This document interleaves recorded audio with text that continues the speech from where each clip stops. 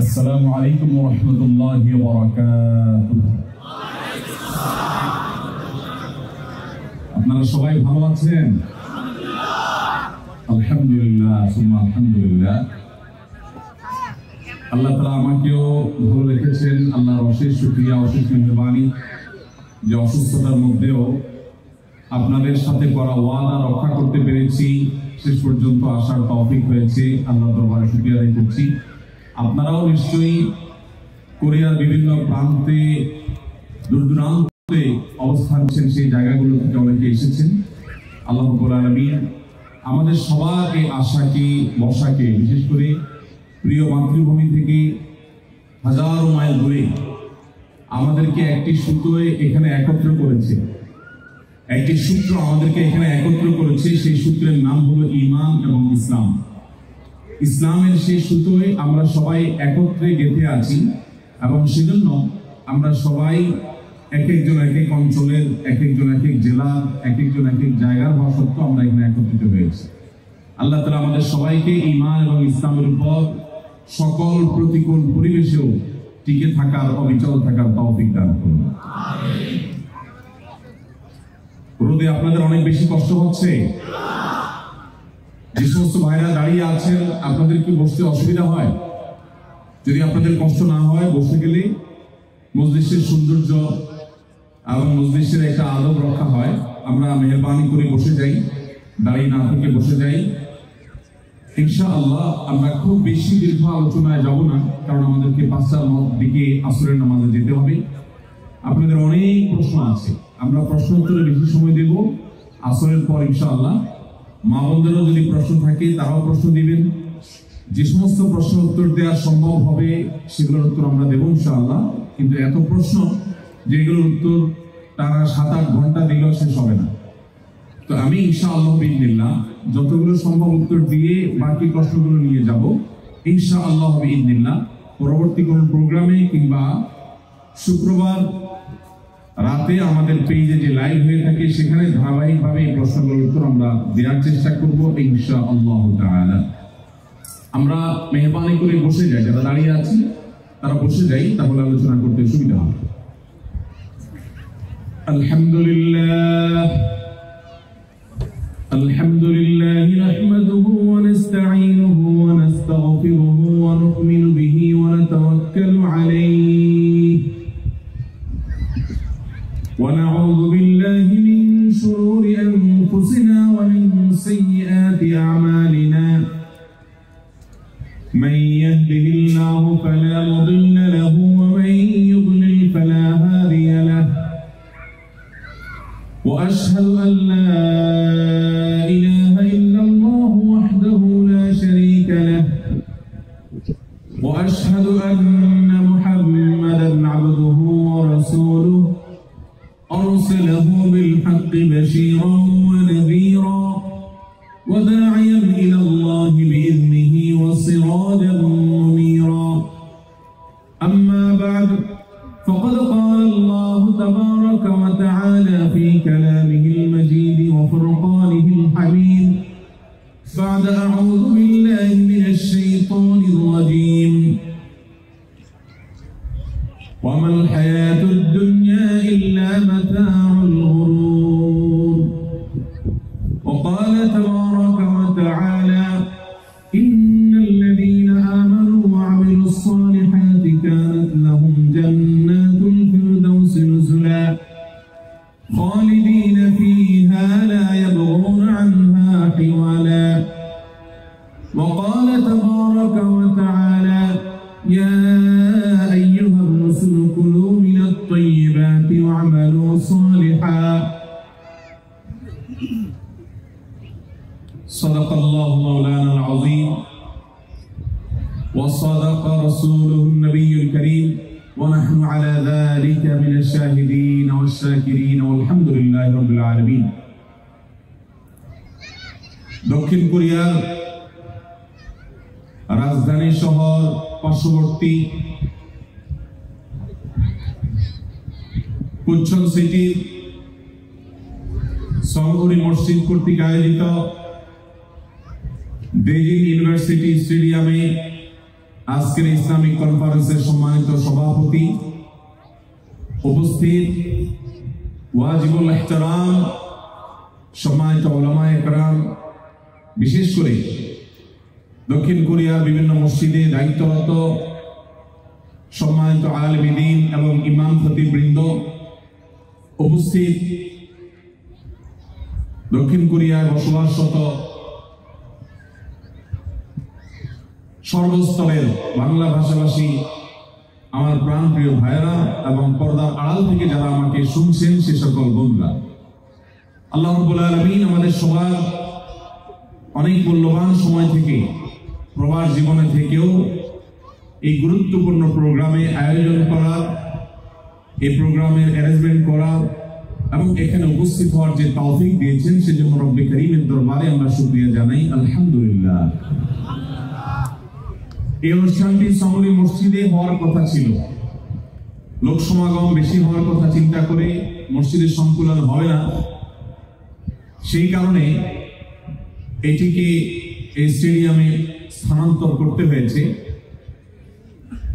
আমরা সর্বপ্রথম একেবারে শুরুতেই আপনাদেরকে অভিবাদন এবং মোবারকবাদ জানাতে চাই যে প্রবাস জীবনে আপনাদের শত ব্যস্ততার মধ্যেও আপনারা ইসলামকে জানার জন্য, বোঝার জন্য, জীবনের লক্ষ্য এবং উদ্দেশ্যকে উপলব্ধি করবার জন্য, কোরআন এবং হাদিসের কথা শুনবার জন্য আপনাদের মূল্যবান সময়গুলো বের করেছেন। সেজন্য আরশে আজিমের মালিক আপনাদের সবাইকে, আমাদের সবাইকে এই মজলিস থেকে হেদায়েত নিয়ে যাওয়ার তৌফিক দান করুন। সম্মানিত উপস্থিতি, আপনারা সবাই প্রবাসী। আমি এই মজলিসে একমাত্র ব্যক্তি যে বর্তমানে প্রবাসী নই, কিন্তু আমার জীবনে 10টি বছর প্রবাসে কাটিয়েছি। প্রবাসীদের সুখ এবং দুঃখ এটা উপলব্ধি করার তৌফিক আমার হয়েছে। প্রবাসীদের সম্পর্কে আমি সবসময় বলি, প্রবাসীরা হলো আমাদের দেশের অর্থনীতির চাকাকে সচল রাখবার সবচেয়ে বড় কারিগর, সবচেয়ে বড় মেশিন।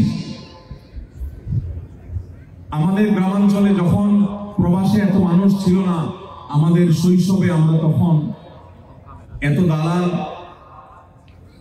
এত ভালো ভালো ঘর বাড়ি আমরা দেখিনি। এখন বাংলাদেশের যে সমস্ত এলাকায় প্রবাসীদের সংখ্যা অনেক বেশি, সেই সমস্ত এলাকায় উল্লেখযোগ্য দালান,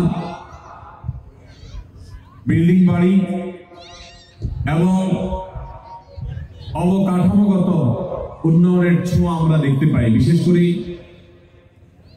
গ্রামাঞ্চল পর্যন্ত উন্নয়নের যে ছোঁয়া লেগেছে, প্রবাসীদের কষ্টার্জিত আয়ের অবদান সেখানে অনেক বেশি। আপনাদেরকে উচিত ছিল আমরা যারা বাংলাদেশে বসবাস করছি, এয়ারপোর্ট থেকে লাল গালিচা সম্বর্ধনা দিয়ে নেওয়া, ফুল দিয়ে বরণ করা এবং আপনাদেরকে দেশের সবচেয়ে বড় অর্থনীতির চাকা সচলকারী হিসাবে সর্বোচ্চ সম্মান দেওয়া। দুঃখজনক হলেও সেটা আমরা দিতে পারিনি, দিতে পারছি না। তবে আশা করছি বাংলাদেশের মানুষ, বিশেষ করে বৈশ্বিক অর্থনীতির এই কঠিন ক্রান্তিকালে রেমিটেন্স যোদ্ধাদের কথা এখন হাড়ে হাড়ে টের পাচ্ছে দেশের কর্তা ব্যক্তিরা, অর্থনীতিবিদগণ এবং সর্বস্তরের মানুষ। আমার মনে হয় আগামী দিনগুলোতে আপনাদের মর্ম, আপনাদের কষ্ট তারা একটু হলেও উপলব্ধি করতে পারবে ইনশাআল্লাহ। আমি বলি, প্রবাসে যারা থাকেন তাদের আসলে নিজস্ব কোনো দেশ নেই। এটা হলো একটা বড় কষ্টের জায়গা। দেশ নাই মানে কি? প্রবাসীদের দেশ হলো আকাশ। বিমানে চড়ার পর বিমান যখন তার রুটে পৌঁছে যায়, উপরে উঠে যায়, এটা ওই সময়টাতে বিমানের ওই জায়গাটাতে প্রবাসীরা নিজেদের জায়গা বা নিজেদের মতো করে সেখানে দায় দাবি তারা পেশ করতে পারে। এছাড়া আমি রসিকতা করে বলি যে প্রবাসীদের কোনো দেশ নাই। কিভাবে দেশ নাই? কারণ আপনাদের এখানে অর্থাৎ সাউথ কোরিয়াতে কি বলা হয় জানি না, মিডল ইস্টে যারা থাকেন, সৌদি আরবে, আরব আমিরাতে বা অন্যান্য জায়গায়, তাদেরকে সেখানকার স্থানীয়রা বলে আজনবী। প্রবাসীদেরকে কি বলে? আজনবী। আজনবী মানে একে আমরা চিনি না, জানি না, ভিনদেশী, এ আমার দেশের মানুষ না। এটা হলো আজনবীর সরল কথা, সরল অর্থ। তাহলে প্রবাসীরা 10 বছর, 20 বছর, 25 বছরও যদি থাকে সেসব দেশে, তারপরে তাদেরকে কি বলা হয়? ভিনদেশী, মানে এরা এই দেশের মানুষ না। আবার যখন আপনারা নিজের দেশে ফিরে যান, দুঃখজনক বাস্তবতা হলো যে গ্রামে গঞ্জে হাটে বাজারে যেখানে যান, সবাই আপনাদেরকে দেখলে বলে বিদেশি আসছে, বিদেশি। তাহলে আপনি বিদেশেও বিদেশি, নিজ দেশেও বিদেশি। তো এটা একটা বড় কষ্টের জায়গা। বিমানবন্দর থেকে শুরু করে একেবারে গ্রামের হাটে ঘাটে বাজারে বন্দরে সব জায়গায় যেখানে যায় প্রবাসী, দুঃখজনক বাস্তবতা হলো আমরা কিভাবে প্রবাসীদের কষ্টার্জিত সম্পদ, তাদের অর্থ করে এগুলো লুট করে শেষ করব, কে কোনটা দখল করতে পারবো, এর কম্পিটিশন থাকে। বিমানবন্দরে আমি নিজে দেখেছি যে বাংলাদেশি মুদ্রায় কাউকে ভিক্ষা দিতে চাইলেও নেয় না। ভিক্ষুক পর্যন্ত বলে ভাই একটা ডলার দেন, একটা রিয়াল দেন, বলে কি বলে না? ঠিক একইভাবে আপনি গাড়িতে ওঠেন, গাড়িওয়ালাও একইভাবে দাবি করবে। আমি একবার সৌদি আরব থেকে দেশে আসার পর যাচ্ছিলাম, তো গাড়ি থামিয়ে এক পুলিশ ভদ্রলোক যখন দেখতে পেলেন যে বিদেশ থেকে আসছে প্রবাসী, বললেন যে হুজুর একটু মিষ্টি খাওয়ার টাকা দেন। তো আমার কাছে কাঁচা খেজুর ছিল কিছু, এক ছড়া কাঁচা খেজুর দিয়ে বললাম এর চাইতে মিষ্টি, এর চাইতে ভালো মিষ্টি আর কিছু হতে পারে না, এটা আপনার জন্য গিফট বলে আমি চলে গেলাম দিয়ে। এরপর প্রবাসী যখন বাড়িতে যায় সবাই চেয়ে থাকে কি আনছে আমার জন্য। কারণ মন খারাপ এই কারণে হয় না যে আমার ভাইটা বিদেশে থেকে কষ্ট করে সাদা মানুষটা কালো হয়ে গেছে, স্বাস্থ্যবান মানুষটা শুকিয়ে গেছে, এই জন্য কারো মন খারাপ হবে না। মন খারাপ কি জন্য হবে? যে আমার কাঙ্ক্ষিত মোবাইলটা আনে নাই, আমার শ্যাম্পুটা আনে নাই, আমি ওইটা বলছিলাম সেটা আনে নাই, ওই জিনিসটা চেয়েছিলাম সেটা দেয় নাই, এই জন্য দেখবেন অনেকে মন খারাপ করে। কিন্তু আপনি যে এত বছর পরে গেছেন সেজন্য মন খারাপ করার মানুষ খুব বেশি। ওই হতভাগা মাকে একটু পাবেন, বাবাকে একটু পাবেন হয়তোবা, এর বাইরে অন্যান্যদেরকে দেখবেন সবাই যার যার স্বার্থ নিয়ে আসে। আমি বহু প্রবাসীকে বিমানবন্দরে দেখেছি যে অর্থ কড়ি সহায় সম্পদ সব তো সবাইকে দিছেই, বিমানবন্দর দিয়ে আবার যখন প্রবাসী ফিরে যায়, যাওয়ার সময় দেখে আর দেওয়ার মতো কিছু আছে কিনা, হাতে থাকা ঘড়িটা খুলে ভাগিনাকে ভাতিজাকে একজনকে দিয়ে দেয়, আছে না নাই? শুধু কি সেটা, লাগেজটা দিয়ে এরপরে নিজে এটা সেটা দিয়ে কোনো রকম পেঁচা নিজের মালগুলো নিয়ে যায়, পারে না পারলে পরনের কাপড়টা পর্যন্ত খুলে দিয়ে দেয়। এত কিছুর পরও প্রবাসীদের কষ্টার্জিত সম্পদ দিয়ে কেনা জমি, তাদের অর্থ, তাদের সম্পদ কে কিভাবে লুট করবে, কে কিভাবে এটাকে দখল করবে, এই চেষ্টা বেশিরভাগ মানুষের থাকে, সবার না কিন্তু অনেক মানুষের থাকে। তো এই কষ্টগুলো আপনাদের অনেকের অন্তরে আছে আমি জানি। এরপরও আপনাদেরকে আমি বলতে চাই, আপনাদের জন্য বড় সান্ত্বনার বিষয় এবং বড় আনন্দের বিষয় হলো আপনারা আপনাদের প্রিয়জনদের জন্য, আপনজনদের জন্য, ভাই বোনদের জন্য, পরিবারের লোকদের জন্য প্রবাসে আসার বদৌলতে, প্রবাসে আসার ওসিলাতে কিছুটা হলেও তাদের জন্য আপনারা অবদান রাখতে পারছেন, উপকার করতে পারছেন, যেটা দেশে থাকলে হয়তো হতো না। এই যে তৌফিক আমাদেরকে দিয়েছেন, সেজন্য আল্লাহ রাব্বুল আলামিনের কাছে আমাদের শুকরিয়া আদায় করা উচিত কি উচিত না? ভাইরা আমার, প্রবাস জীবন এটা আসলে কারোর খুব বেশি কাঙ্ক্ষিত না। আমরা এখন অর্থ করার জন্য, হালাল উপার্জনের জন্য প্রবাস জীবনে আসি। মূলত এই প্রবাস জীবনটা অনেক কষ্টের, অনেক বেদনা। এমনকি যারা পরিবার নিয়ে থাকেন, ব্যাচেলর না, তাদের জন্য এটা খুব বেশি উপভোগ্য হয় না সচরাচর। কারণ দেশের মাটির প্রতি যে ভালোবাসা। আমি যতবার বিমানে দেশে গিয়েছি লক্ষ্য করেছি, বিমান যখন ল্যান্ড করার সময় কাছাকাছি হয়, সাধারণত বিমানে থাকা এয়ার হোস্টেসরা এবং পাইলটরা সবাই একযোগে আমাদেরকে সতর্ক করতে থাকেন আমরা যেন বেল্ট পরে বসে থাকি, যেন দুর্ঘটনা না হয়। কিন্তু আমি দেখেছি আমাদের প্রবাসী ভাই বোনদেরকে যে বিমানবন্দরের কাছাকাছি বিমান পৌঁছাচ্ছে বা একটু ঘরবাড়ি বাংলাদেশের এলোপাতাড়ি আগোছালো ঘরবাড়ি, নদী নালা একটু পানি দেখা যায়, তখন থেকে জানালা দিয়ে একটু দেখার জন্য আকুল হয়ে যায়। ঠিক না বেঠিক? বসায় রাখা যায় না, সবাই উঠে যায়, আত্মর এবং দেরি সহ্য পায় না। আমি সৌদি আরবে যখন ছিলাম, প্রতি সোমবারে আমাদেরকে জেলে যেতে হতো আসামি হয়ে না, বাংলাদেশি কয়েদি যারা থাকতেন তাদেরকে নাসিহা করবার জন্য। সেখানে একটা ভালো জিনিস আছে সুমনুদ্দিনিয়া নামে, অর্থাৎ জেলখানার ভেতরে যারাই আসবে তাদেরকে দ্বীনি চেতনা তাদের মধ্যে সৃষ্টি করবার জন্য ওলামায়ে কেরাম সেখানে আসেন এবং নাসিহা করেন অপরাধ মাত্রা এবং প্রবণতা কমাবার জন্য। তো বাংলাদেশিদের মধ্যে কাজের দায়িত্ব আমার ছিল। আমি যখন যেতাম, আমার মনে আছে বাংলাদেশি কয়েদিদেরকে বের করে ওখানে মসজিদে একত্র করা হতো, তাদেরকে নিয়ে আমরা বসতাম। তো আমাদের স্বদেশী ভাইরা আসার পর আমাকে প্রথমে বলতেন সালাম কালাম দেওয়ার পর, হুজুর ওয়াজ ক্লাস সব শুনবো, আগে দেশের খোঁজ খবর বলেন, দেশের খোঁজ খবর একটু বলেন আগে। আমি তখন অবাক হয়ে যেতাম, এই মানুষগুলো জেলখানায় কষ্ট করছে, হয়তো অনেকে মাজলুম, হয়তো অনেকে অপরাধীও না, নির্দোষ, ফেসে গেছে কোনো কারণে।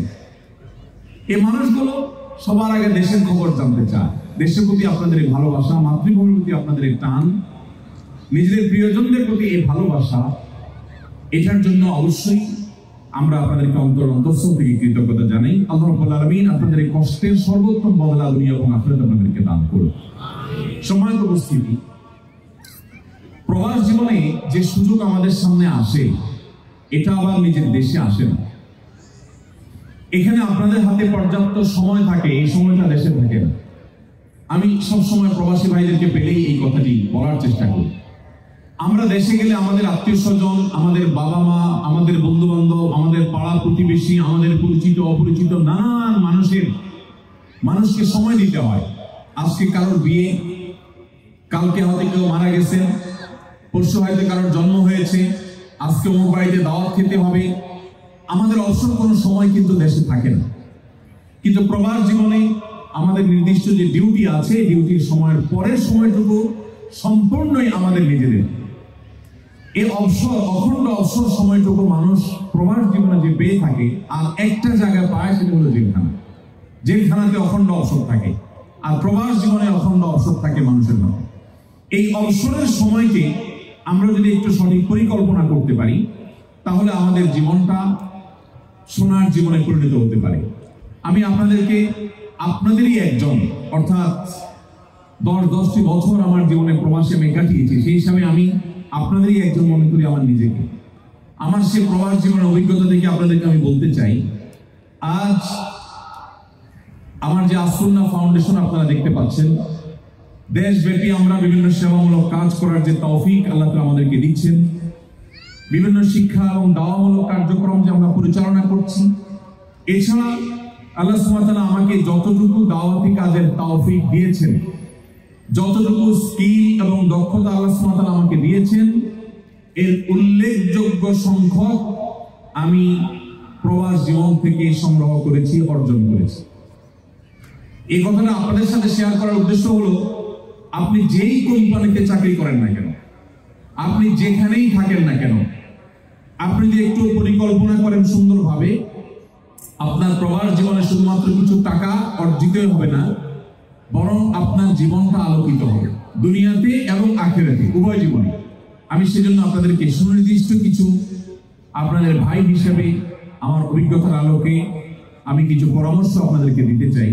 এই পরামর্শগুলো যদি আপনারা আমলে নেন, আপনার জীবন শেষে যখন আপনি দেশে ফিরে যাবেন, ইনশাআল্লাহ আপনি আমার মতো উপলব্ধি করতে পারবেন যে আমার প্রবাস জীবন থেকে শুধু কিছু টাকাই অর্জিত হয়নি, আর অনেক কিছু অর্জিত হয়েছে। আলহামদুলিল্লাহ, আমরা চেষ্টা করবো তো সবাই ইনশাআল্লাহ। ভাইরা আমার, প্রথম কথা হলো, মুসলমান হিসেবে 5 ওয়াক্ত নামাজ পড়া আমাদের জন্য নফল নাকি ফরজ? ফরজ। অনেক প্রশ্ন এখানে আছে। আমি প্রশ্ন দেখার আগেই ধারণা করছি যে এখানে বহু প্রশ্ন আছে যে ভাই, কোম্পানির ডিউটি করতে গিয়ে নামাজ পড়তে পারি না, জুমার নামাজের ছুটি পাই না, আমাদের কি হবে? এরকম বহু প্রশ্ন এখানে আছে না নাই বলেন? আছে, আমি জানি এরকম অনেক প্রশ্ন থাকবে।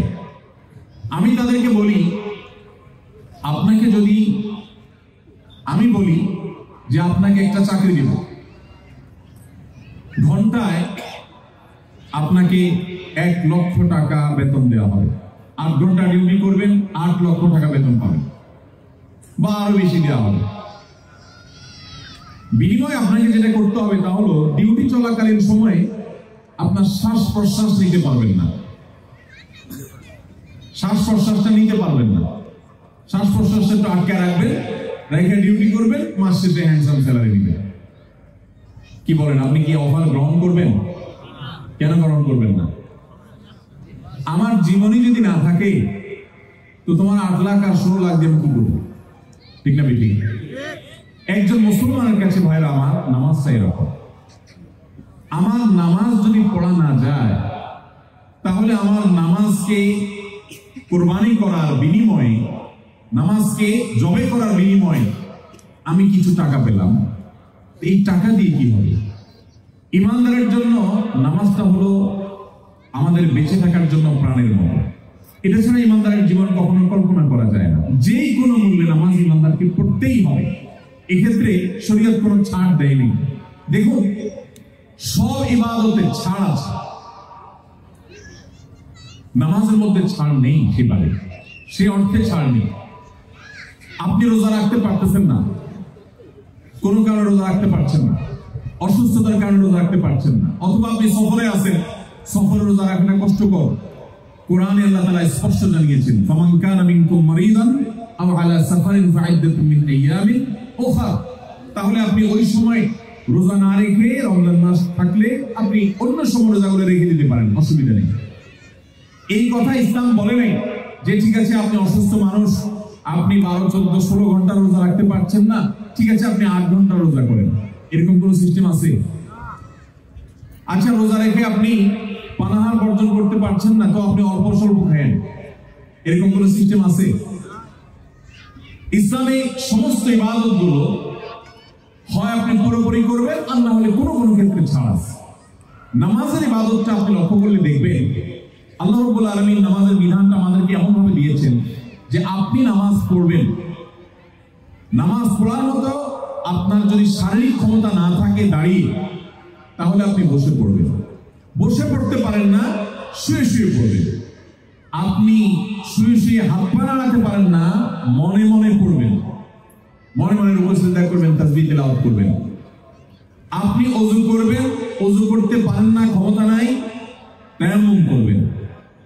আপনি পোশাক পরে নামাজ পড়বেন, এমন কোন পরিস্থিতির মধ্যে পড়ছেন কোন পোশাক নাই পড়ার মতো, ওই অবস্থায় বিবস্ত্র অবস্থায় আপনাকে নামাজ পড়তে হবে। আপনার জন্য কিবলামুখী নামাজ পড়া ফরজ, কিন্তু কিবলা কোন দিকে আপনি জানেন না, অনুমান করে কিবলা ঠিক করে ধারণা করে হলেও আপনাকে নামাজ পড়তে হবে। আপনি সমুদ্রে নিমজ্জমান, নামাজের ওয়াক্ত চলে যাচ্ছে, ওই সময়টাতে রুকু সিজদা ঠিকমতো করতে পারেন না, তারপরও আপনি যে অবস্থা আছেন সেই অবস্থা আপনাকে নামাজ পড়তে হবে। আপনি যুদ্ধক্ষেত্রে আছেন, নামাজে যদি জামাতের সাথে সবাই দাঁড়িয়ে যান, তাহলে সেক্ষেত্রে শত্রুপক্ষ আপনাকে শেষ করবে। শরীয়ত সালাতুল খাউফের বিধান দিয়েছে, কোরআন সে সম্পর্কে বলেছে যে আপনি জামাতে নামাজ দাঁড়াবেন, 1 রাকাত ইমামের সাথে পড়বেন, ইমামের সাথে 1 রাকাত পড়ার পর নামাজ এখনো শেষ হয়নি, কিন্তু আপনি চলে যাবেন। আর এর মধ্যে এক পক্ষ, কিছু মানুষ তারা শত্রুপক্ষের সাথে যুদ্ধে লিপ্ত থাকবে, যাতে সবাইকে সময় শেষ করে দিতে না পারে। আবার 1 রাকাত পরে আপনি যখন যাবেন, যারা যুদ্ধে লিপ্ত ছিল এতক্ষণ, তারা এখন এসে নামাজে মগ্ন হবে এবং তারা ইমামের সাথে 1 রাকাত পড়বেন। এভাবে যারা 1 রাকাত পড়েছেন পরে এসে, এবার তারা 1 রাকাত পড়ে যাওয়ার পর আগের গ্রুপ এসে এবার তাদের বাকি নামাজ শেষ করবেন। অর্থাৎ যুদ্ধক্ষেত্রে পর্যন্ত ইসলাম বলে নেই ঠিক আছে যুদ্ধ যেহেতু চলতেছে এখন নামাজ কালাম না পড়লেও চলবে, তোমরা আবার পরে পড়িও। রোজার ক্ষেত্রে যেটা বলা আছে, নামাজের ক্ষেত্রে সেই ছাড় নাই। নামাজের গুরুত্ব আমাদের দেশের বেশিরভাগ মুসলমান ভাই বোনরা আমরা বুঝি না। এই জন্য আমরা বলি না, নামাজ না পড়লে কি হয়েছে, ঈমান আছে। এই কথা আমাদের দেশের মানুষ বলে কি বলে না? নামাজ না পড়লে কি হয়েছে, আমার ঈমান ঠিক আছে। ব্যাপারটা এরকম যে গা থেকে ভয়ঙ্কর দুর্গন্ধ আসে না মাত্র, নাম কি আতরানি, অথচ শরীর থেকে দুর্গন্ধে আশপাশে যাওয়া যায় না। নামাজ পড়েন না আবার দাবি করছেন আমার ঈমান ঠিক আছে। ঈমান তো ভাই মায়ের হাতের মোয়ানা, যে আমি বললাম আর হয়ে গেল। এই জন্য আপনাদের প্রতি আমার উদাত্ত আহ্বান থাকবে, আপনি যেখানে থাকুন না কেন 5 ওয়াক্ত নামাজ এটা কোনো অবস্থাতে আপনারা ছাড়বেন না, ঠিক আছে তো ইনশাআল্লাহ? কারা কারা নিয়ত করছেন আজকে এই মসজিদ থেকে 5 ওয়াক্ত নামাজের ওয়াদা নিয়ে যাচ্ছেন, এটা হাত তুলেন। আল্লাহ আপনি আমাদের সবার হাতগুলোকে কবুল ও মঞ্জুর করেন, আমাদের সবাইকে 5 ওয়াক্ত নামাজি বানিয়ে দেন, আমাদের সবাইকে আপনার ফরমাবরদার অনুগত বান্দা বানিয়ে দেন, আমাদের ওয়াদা রক্ষা করার তৌফিক আপনি দিয়ে দেন, আমাদের নামাজ পড়ার পরিবেশ আপনি দিয়ে দেন, আমাদেরকে ঈমান নিয়ে যাওয়ার তৌফিক দান করেন। ভাইরা আমার, এই নামাজ যদি আপনি অভ্যস্ত হন, সবচেয়ে বড় লাভ কি হবে জানেন? নামাজি মানুষ নিয়মিত যখন নামাজ পড়ে আল্লাহ রাব্বুল আলামিনের সাথে তার একটা সম্পর্ক তৈরি হয়। যার ভিতরে নামাজ নাই, এই লোকটার মধ্যে এক ধরনের অস্থিরতা কাজ করে, ব্যাকুলতা কাজ করে, পেরেশানি কাজ করে, তার দুঃখের কথাটা বলার কোনো জায়গা নাই, সে শুধু হাউতাস করে বেড়ায়। নামাজি মানুষ জানে আল্লাহর সবচেয়ে কাছে যেতে পারে মানুষ যখন সিজদায় যায়। আকরাবু মা ইয়াকুনুল আবদু মির রাব্বিহি ওয়া হুয়া সাজিদ, বান্দা আল্লাহর সবচেয়ে কাছে যেতে পারে সিজদায় গেলে। অতএব সিজদায় গিয়ে সে আল্লাহর সামনে নিজের সমস্ত চাওয়াগুলোকে নিবেদন করতে পারে। এই জন্য ভাইরা আমার, নামাজ না পড়া মানুষ সম্পর্কে ওমর রাদিয়াল্লাহু তাআলা আনহু বলেছেন, লা হাজ্জা ফিল ইসলাম লিমান তারাকাস সালাহ, যে নামাজ পড়ে না ইসলামে তার কোনো হিস্সা নেই, কোনো অংশ নেই, কোনো প্রকার নাম নিশানা তার থাকতে পারে না। আপনারা অনেকে জানেন ওমর ফারুক রাদিয়াল্লাহু তাআলা আনহু উনি ফজরের নামাজের ইমামতি করতে যখন গিয়েছেন, তখন নামাজরত অবস্থায় ফিরোজ আল-লুলু নামে একজন অগ্নি পূজক আগে থেকে ওঠ পেতেছিল খঞ্জর হাতে নিয়ে, খঞ্জরের আঘাত করে খলিফাতুল মুসলিমিনকে সাথে সাথে রক্তাক্ত করে দিয়েছে এবং তিনি লুটে পড়েছেন। নামাজ আর পুরা করতে পারেননি, নামাজ তার সেখানেই শেষ। খঞ্জরের আঘাতে যখন রক্তাক্ত হয়ে তিনি মৃত্যুর মুখে পতিত এবং এর কিছুক্ষণ পরে তিনি মারা গেছেন, তাকে নিয়ে যাওয়া হলো এবং শুশ্রূষা করা হচ্ছে, প্রাথমিক ট্রিটমেন্ট দেওয়া হচ্ছে। তিনি সেন্সলেস হয়ে গেছিলেন। যখন তার একটু হুঁশ আসলো, একটু হাত উঠালেন, তার ছেলে এবং পরিবারের সদস্য সবাই দৌড়ে আসলো। যে রক্ত যেতে যেতে মানুষ রক্ত শূন্য হয়ে যাওয়ার পরে গলা শুকিয়ে আছে, হয়তোবা তিনি এখন হাত উঁচিয়ে একটু পানি চাইবেন, স্বাভাবিক, বা কিছু একটা বলবেন, কিন্তু না, সবাইকে অবাক করে দিয়ে তিনি ভিন্ন কথা বললেন। যখন সবাই কাছে আসলো তার কথা শুনবার জন্য, তিনি বললেন যে লোকেরা নামাজ পড়েছে কিনা, জামাতটা সঠিকভাবে আদায় হলো কিনা, আমার নামাজের ব্যবস্থা করো। অর্থাৎ আমি বাঁচবো কি মরবো, পিপাসা লাগছে কি লাগে নাই, আমার এখন ট্রিটমেন্ট কি হবে কি হবে না, কে আমাকে আঘাত করেছে তাকে গ্রেফতার করা হয়েছে কি হয়নি, এসব প্রশ্ন নাই। প্রশ্ন হলো আমার নামাজের কি হবে। ভাইরা আমার, আমরা তো সেই ওমর খাত্তাব রাদিয়াল্লাহু তাআলা আনহুর অনুসারী, আমরা যে নবীর অনুসারী মুহাম্মদ সাল্লাল্লাহু আলাইহি ওয়াসাল্লাম। আপনারা কি জানেন সে নবী সাল্লাল্লাহু আলাইহি ওয়াসাল্লামের জীবনের শেষ মুহূর্তের অবস্থা কি ছিল? আপনারা যারা মদিনায় গিয়েছেন আপনারা দেখেছেন, অথবা ভিডিও ফুটেজে আপনারা অনেকে দেখতে পাবেন, নবী করিম সাল্লাল্লাহু আলাইহি ওয়াসাল্লামের যে মিম্বর, এই জায়গা থেকে তার বর্তমান যে কবর, এই জায়গাটার দূরত্ব খুব বেশি না। আমাদের স্টেজে যতটুকু দূরত্ব, এর চেয়ে সামান্য একটু কম বা বেশি হতে পারে, এতটুকু দূরত্ব। এখন তার কবর যেখানে, এই জায়গাটাতেই তিনি অবস্থান করছিলেন, আয়েশা রাদিয়াল্লাহু তাআলার বাসা ছিলেন। যখন নামাজের সময় হলো, নবী করিম সাল্লাল্লাহু আলাইহি ওয়াসাল্লাম বেচাইন হয়ে, অস্থির হয়ে বারবার তিনি বেহুশ হয়ে যাচ্ছিলেন। পানি দেওয়া হচ্ছিল, কিছুক্ষণ পরপর হুঁশ আসছে, আবার বেহুশ হয়ে যাচ্ছিল। যখন নামাজের সময় হয়ে গেল, উঠে তিনি নামাজ পড়ে আসার মতো শারীরিক সক্ষমতা ছিল না, দুর্বল হয়েছিলেন, দাঁড়াবার মতো শক্তি নেই। তখন ডাকলেন দুজনকে। একজন ছিলেন আব্বাস রাদিয়াল্লাহু তাআলা আনহু, আরেকজন ছিলেন সম্ভবত আলী রাদিয়াল্লাহু তাআলা আনহু। বুখারীর হাদিস।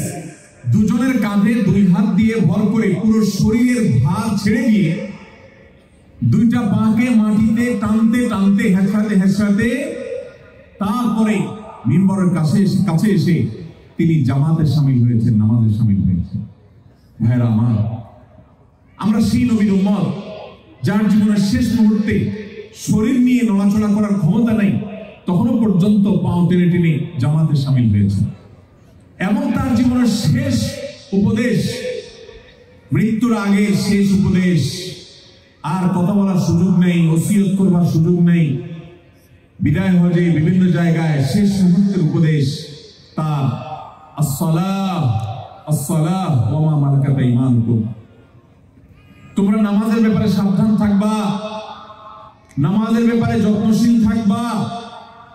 এই কথা বলতে বলতে তার জীবন শেষ মুহূর্ত তিনি পার করেছেন, জীবন অবসান হয়েছে। সম্মানিত ভাইরা আমার, নবী করিম সাল্লাল্লাহু আলাইহি সাল্লাম বলেছেন, আউয়ালু মা ইউহাসাবু বিহিল আবদু ইয়াউমাল কিয়ামাতি আস-সালাহ। কিয়ামতের দিন সবচেয়ে প্রথম হিসাব নেওয়া হবে নামাজের। যার নামাজের হিসাব সব ঠিকঠাক বের হবে, যে সে নামাজ কাজা করে নাই, নষ্ট করে নাই, ঠিকঠাক মতো পড়েছে, ফাকাদ ফাযা ওয়া আফলাহ, ফাকাদ আফলাহা ওয়া আনজাহ, তাহলে সে সফল হয়ে যাবে। আর যার নামাজের হিসাবে ভেজাল ধরা পড়েছে, ফাকাদ খাবা ওয়া খাসির, তাহলে সে লুজার হয়ে যাবে, অন্য কোনো কিছু সে আগাতে পারবে না। এইজন্য আজকের এই কনফারেন্স থেকে, আজকের এই মাহফিল থেকে আমরা প্রতিজ্ঞা করে যাই, আমাদের জীবনে কখনো 5 ওয়াক্ত নামাজ আমার প্রাণ চলে যেতে পারে, কোনো কিছুর বিনিময়ে, কোনো কিছুর মূল্যে, কোনো কিছুর পরিবর্তে আমার নামাজকে আমি ছাড়বো না, ইনশাআল্লাহ। ঠিক আছে তো ইনশাআল্লাহ? দ্বিতীয় আপনাদের প্রতি আমার উপদেশ হলো, আপনারা এই প্রবাস জীবনে হারামের হাতছানি পান চতুর্দিক থেকে। আমি জানি অনেক প্রবাসী ভাইরা আছেন যারা যেই দেশে বসবাস করেন সেখানে হারাম খাবারের ছড়াছড়ি থাকলে আমাদের বাংলাদেশি ভাইরা একটা হারাম বর্জন করেন, সেটা হলো শুকর। এছাড়া বাকি হারামের ধারের অনেক প্রবাসী ভাইরা আছেন যেগুলো খেয়াল করেন, আর উপার্জনের সময়ও খেয়াল করেন না যে আমি হালাল উপার্জন করছি না হারাম উপার্জন করছি। ভালো করে শুনে রাখেন, হালাল উপার্জন এটা এরকম একটা গুরুত্বপূর্ণ ব্যাপার যে উপার্জন যদি হালাল না হয়, আল্লাহ তাআলা দোয়াও কবুল করেন। আমাদের দেশের মানুষের একটা প্রবণতা, টেন্ডেন্সি আছে বাংলাদেশের মানুষের, সেটা হলো বলে যে ভাই মাছ সব সময় আসে না, যখন আসে তখন ধরা লাগে। টাকাও সব সময় কামাই করার সুযোগ আসে না, যখন কামাই করার সুযোগ আসে তখন ধরতে হয়। আগে টাকা কামাই করে নেই, আরে টাকা পয়সা হলে বাঘের কল্লাও পাওয়া যায়।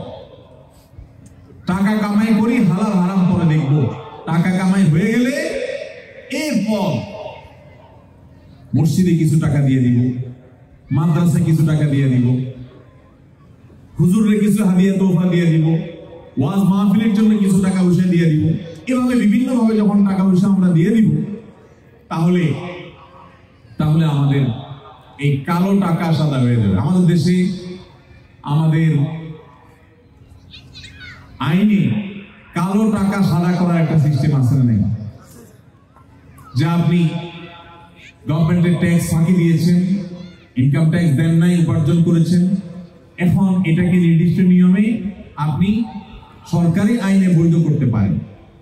ইসলামে কিন্তু কালো টাকা সাদা করার কোন সিস্টেম, কালো টাকা কখনো সাদা করা যায় না ইসলামে।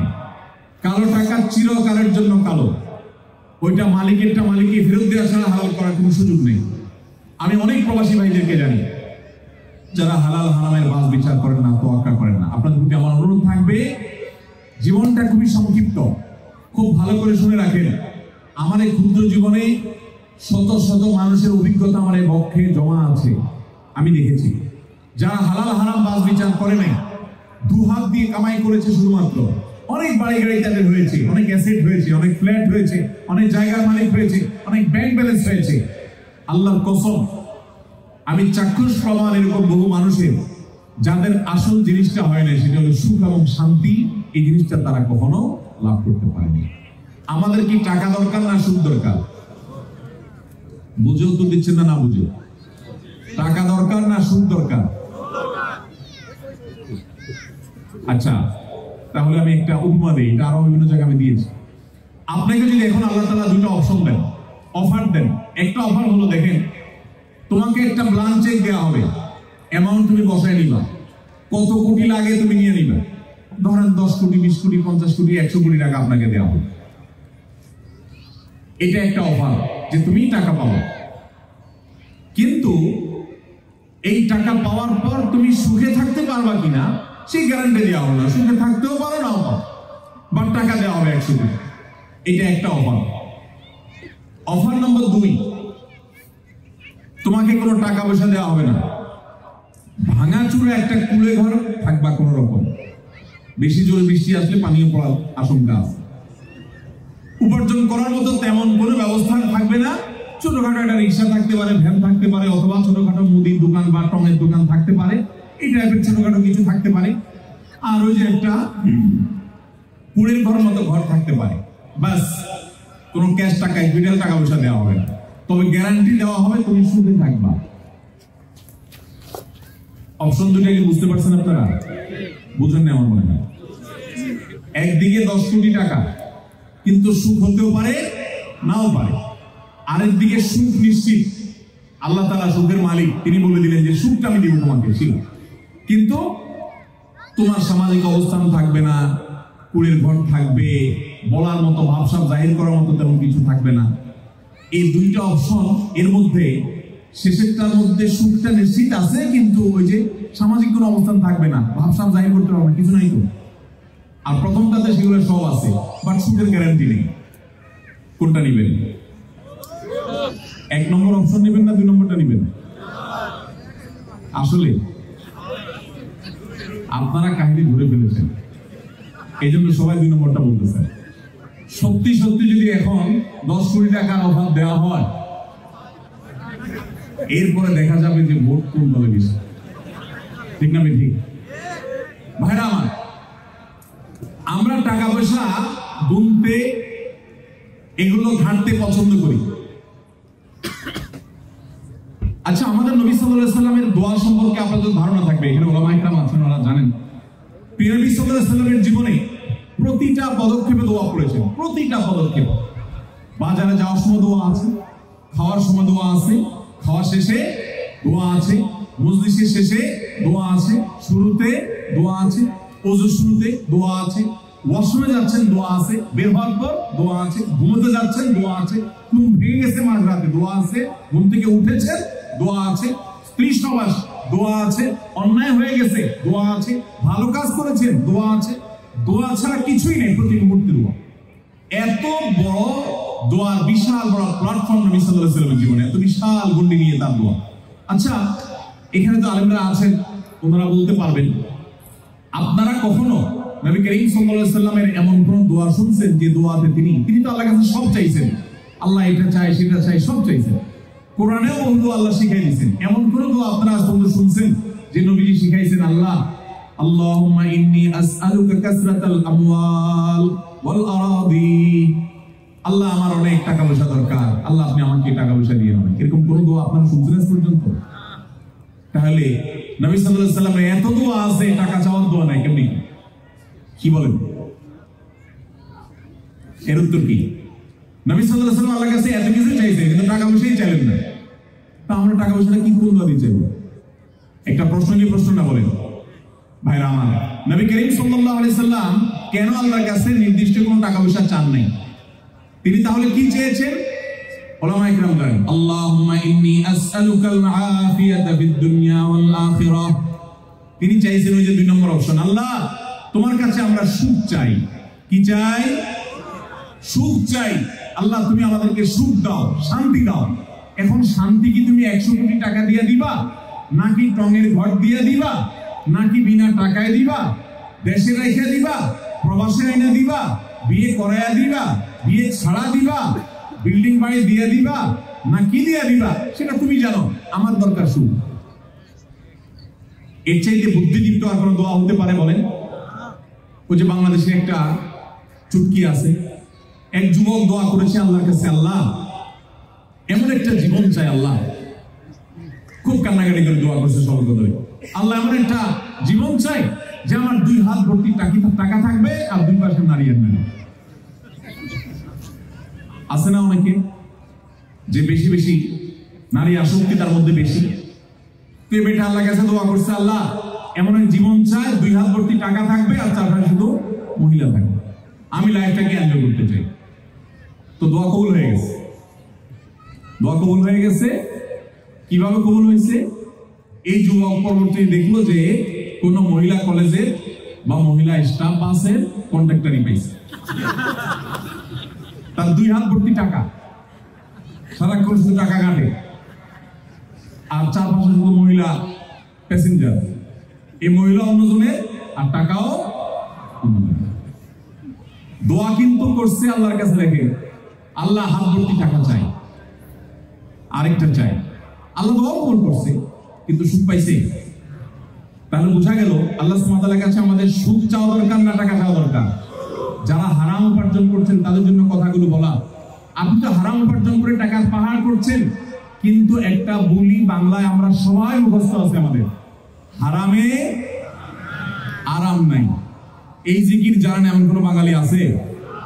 কিন্তু হারাম আসার পর হাতটাকে গোটায় নিতে পারে এরকম সৎসাহসওয়ালা মানুষের সংখ্যা অনেক বেশি না কম? আল্লাহ তাআলা আমাদেরকে সেই কম সংখ্যক মানুষদের কাতারে শামিল হওয়ার তৌফিক দান করুন। ভাইরা আমার, আরো কিছু বিষয় আছে আপনাদের সঙ্গে শেয়ার করবো ইনশাআল্লাহ। আপনারা শেষ পর্যন্ত থাকবেন তো ইনশাআল্লাহ? আপনারা যদি শেষ পর্যন্ত থাকেন তো আমি থাকবো, আর না হলে আসরের পরে অন্য ভাইরা আলোচনা করবেন, আমি হোটেলে চলে যাবো। আমার শরীরটা খুবই অসুস্থ, অনেক পাওয়ারফুল পেইন ক্লিয়ার খেয়ে তারপরে আমি হোটেল থেকে আসছি। তো যদি আপনারা থাকবেন বলেন তাহলে আমিও আছি ইনশাআল্লাহ। শেষ পর্যন্ত আসেন ইনশাআল্লাহ। আমরা আসরের পরে আমার অসমাপ্ত আলোচনা সংক্ষেপে আমি 5-10 মিনিটে শেষ করে ইনশাআল্লাহ প্রশ্ন উত্তরে চলে যাবো। আল্লাহ চাহেন তো একেবারে মজলিসের শেষ মুহূর্ত পর্যন্ত আমরা থাকবো, এরপরে ইনশাআল্লাহ আমরা এখান থেকে যাব। এখন আসরের আজান হবে, আসরের আজান পর আসরের জামাত হবে ইনশাআল্লাহ বিদিল্লাহ। তারপরে আমরা ইনশাআল্লাহ বিদিল্লাহ আসরের পরবর্তী যে অধিবেশন আছে এটা শুরু করবো। আল্লাহ আমাদের সবাইকে সে পর্যন্ত থাকার বসার তৌফিক দান করুন। জাযাকুমুল্লাহু খাইরান ওয়া আখিরু দাওয়ানা আলহামদুলিল্লাহ।